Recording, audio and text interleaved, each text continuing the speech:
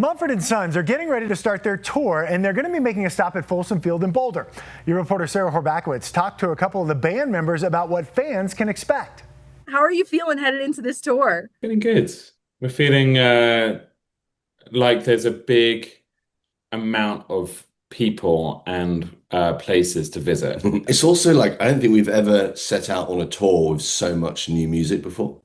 And we just put out 2 records in 12 months. So like our set list has evolved, in a way that we've never really experienced before. The band has gone through so much growth over the last few years as well. How do you feel right now heading into this tour? It's been a really interesting time, like creatively, personally, independently and collectively for us. And with that comes a lot of creativity. We are always very grateful for our audience. Like the live experience for us has always been very central to what we do as a band. We're putting this tour together with all of this new music. It's just felt like kind of, like a bit of a dream come true. Is this the biggest tour that you guys have ever done? It is by quite a measure. I mean, it's our first time stepping into stadiums.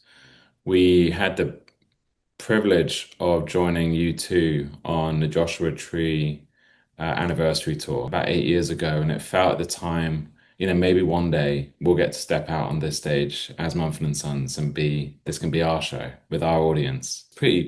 Pretty mad to think that we've, from a pub in London, we're having even this conversation. It's going to be a full football field. How are you feeling about that show here? Like, that is just one of the most iconic stadiums in the country. It was a direct request from us to our team. I think as a band coming through, there are certain places. I mean, Red Rocks has always been a huge place for us. We've been lucky enough to be there a couple of times.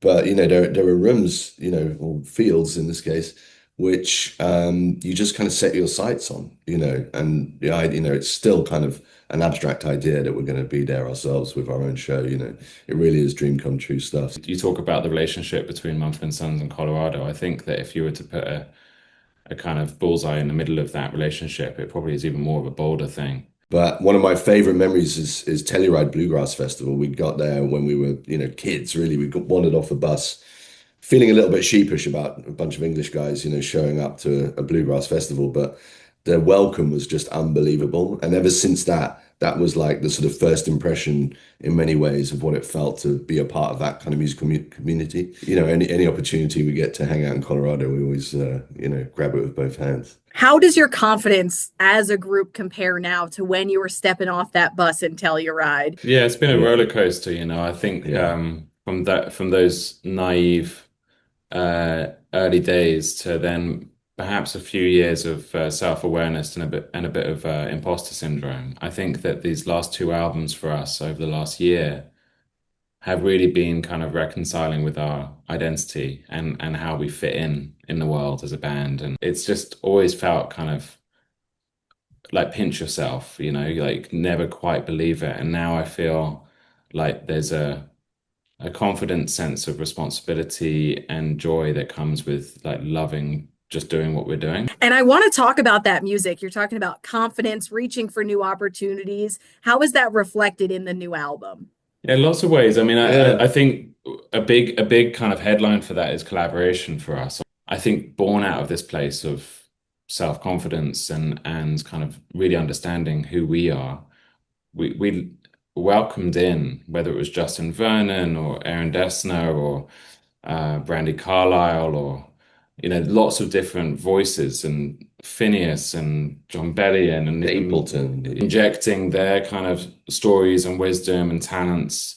And we made this record that we feel is truly collaborative. And there's a lot of guests, and we hope to bring some of that energy into the shows and have people joining us on stage for renditions of these songs. Are we going to see any surprise guests here in Boulder? Can you say anything about that? I just cut myself off when I was thinking about that. Yeah. Are there any songs you can tease that are definitely going to be on the set list here? Trying to condense 6 records into a 2-hour set.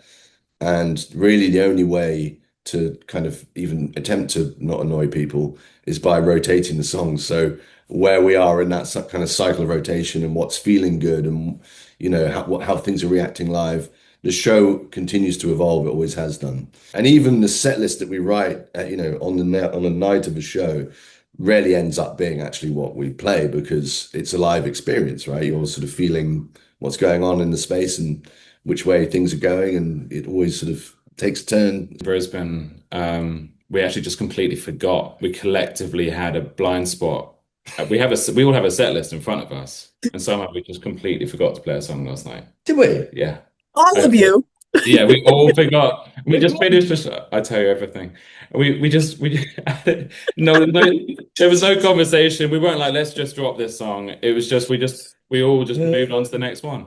So with best laid plans, there's always an element of risk and spontaneity. Yeah, we're approaching it like this isn't something that happens every day. These shows feel like an event to us in the career of the band in a way that I certainly don't want to miss, like what goes down this summer. So I do think that there's an element to it that will never happen again.